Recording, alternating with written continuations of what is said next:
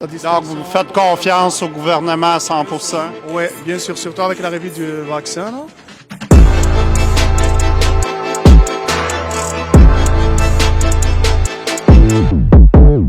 Salut tout le monde, on est à Montréal le 27 mars pour la manif de samedi, là, comme d'habitude. Fait que je suis ici aujourd'hui avec mes amis à Montréal. Salut, c'est quoi ton nom déjà? Michel! Michel, puis Suzanne, toi je me rappelle. Viens-t'en, Michel. Ben pour moi, c'est faux. Ben faut sortir. Là. Moi, c'est faut sortir. Mais 27 mars, faut continuer à y aller puis pas lâcher. Fait que là, aujourd'hui, il n'y a pas vraiment de leader. Là. Les gens commencent à être habitués de sortir par eux autres mêmes. C'est le fun d'avoir l'initiative qui prend le dessus. Oui, puis moins ils veulent qu'on sorte, plus on doit sortir, justement. Parce qu'ils essaient tellement de casser le mouvement, mais justement, c'est là qu'on voit les gens qui sont prêts à se lever pour la liberté. Fait qu'on est là, levez-vous, sortez! Et qu'est-ce que je pourrais dire, là? Faudrait qu'on se tienne ensemble puis qu'on dit... On va d'une manifestation, on prend 3-4 personnes, on s'en va, louer des autobus, faire quoi que ce soit. Faut venir en masse. Ouais, c'est drôle. Donald Duck, puis là, il a amené les journaux Le Facteur. Ouais, le facteur, puis je suis venu pour les porter à quelqu'un parce que il veut les porter dans son coin, fait que... Fait que là, tu distribues ça là, en masse. Là. Ouais, on distribue ça en masse. Moi, j'en avais reçu 4000. Il m'en reste peut-être 500 à passer sur les 4000. Et si les gens ils veulent en imprimer, là, c'est où qu'il faut qu'il aille? C'est qui qu'il faut aller voir? Ben, vous pouvez aller sur le site internet, il y en a un du facteur. Si jamais vous savez pas comment en avoir, vous pouvez communiquer avec moi, Donald Duck. Nous, on veut continuer à danser encore. Audrey-Anne. Ben moi, c'est sûr que je vois beaucoup de jeunes de mon âge puis les plus jeunes générations qui ne se battent pas. J'ai 21, je vais avoir 22 bientôt. C'est sûr que je vois quelques jeunes qui sont là, mais c'est très rare qu'on les entend parler parce que justement, ils ont peur de la censure, ils ont peur du rejet de leurs amis parce que autres, sûrement que leurs amis reçoivent une éducation différente de leurs parents. Donc, il y a beaucoup de peur. Premièrement, salut Stéphanie. Allô? Ça va bien? Oui, c'est ma petite sœur Jenny. Oh, salut Jenny. Salut! Fait que pourquoi c'est important pour toi de sortir aujourd'hui, de venir marcher? Parce que je pense qu'on n'est pas obligé de subir tout ce qu'on subit. Je pense que c'est pas légitime. Ce n'est pas proportionnel au risque. Je pense que les plus grands sacrifices sont faits par ceux qui ont le moins de risques à encourir avec la COVID-19. Puis c'est injuste. Ça devrait pas être comme ça. Fait que salut Ronald, ça va bien? Ça va très bien. Ben moi, j'ai décidé de m'impliquer dans les manifestations pour la communication, faire la communication avec le public et puis les autorités, les forces de l'ordre. Parce que, étant donné que c'est une crise qui était montée sur l'ignorance, ben on se rend compte que la communication, c'est peut-être essentiel. On peut voir ici même aujourd'hui qu'il y a beaucoup moins de présence policière, beaucoup moins imposant. Nous sommes des parents, nous sommes des gens ordinaires qui trouvent que ça n'a aucun maudit bon sens. Hey! Ça va? Yes! Comme motivateur est là, la conscience n'est jamais trop loin! Let's go! Let's go! Woo! C'est ça, Odile, ça faisait longtemps qu'on t'avait pas vu. 3 mois. 3 mois. Je suis pas revenue depuis le 20 décembre. OK. Là, aujourd'hui, là, c'est quoi qui a fait en sorte que t'as décidé d'en revenir? Je t'en manque. Non. Ah oui, tu t'ennuyais de moi, hein? Ah ouais!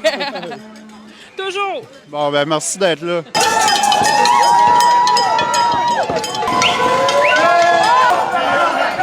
Unis, toujours sera vainqueur.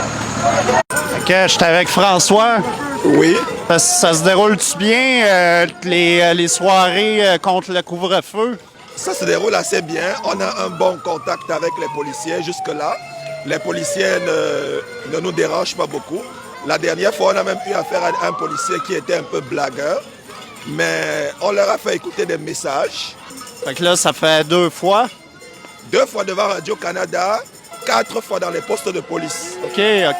Oui, donc on continue avec ça. Mais notre rêve, c'est qu'on soit des milliers de personnes à l'heure du couvre-feu, à l'extérieur des rues, pour dire au gouvernement que nous n'avons pas peur, nous voulons la vérité. Parce qu'actuellement, comme le gouvernement se rend compte que les gens n'ont plus peur du virus, ce sont les contraventions qui sont leurs moyens pour nous maintenir dans la peur. Et il est important qu'on lui dise que même les contraventions ne nous font plus peur. Ce qui se fait, c'est que quand on crée un événement, on rend l'événement public. Parfois, on rend certains événements privés parce qu'une fois on est allé devant Radio-Canada, on a dit à l'avance, mais on a eu droit à un comité d'accueil des policiers qui étaient très nombreux.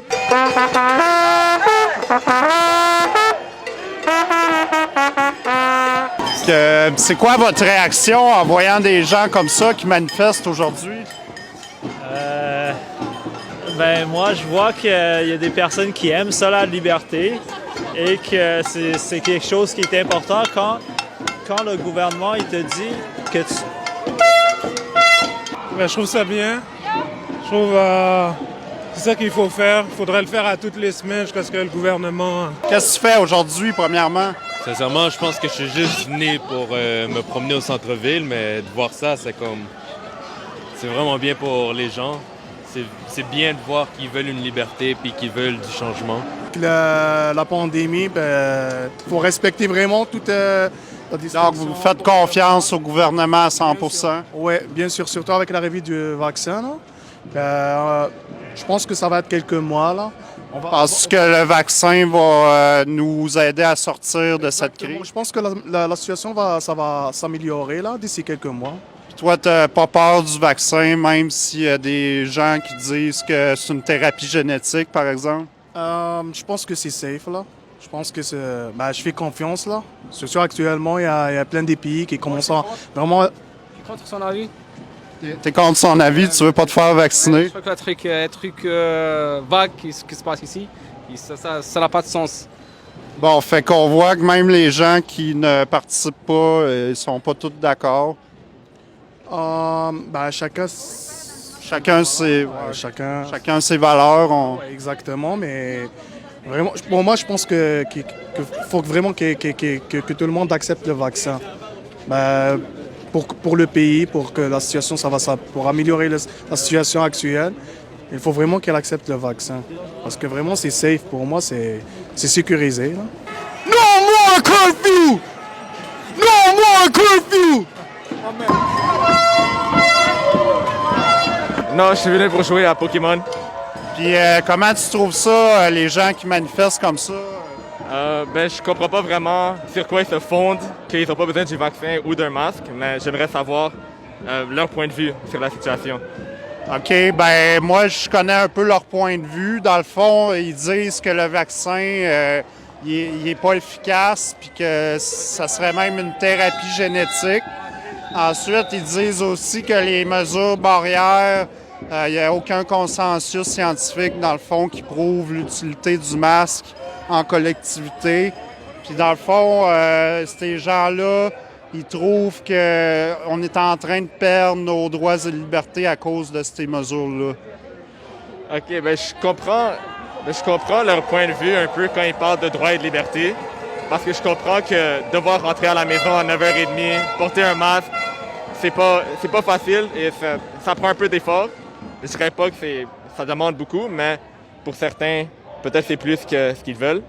Mais je crois qu'ils devraient pouvoir supporter tout le monde parce qu'on est une communauté.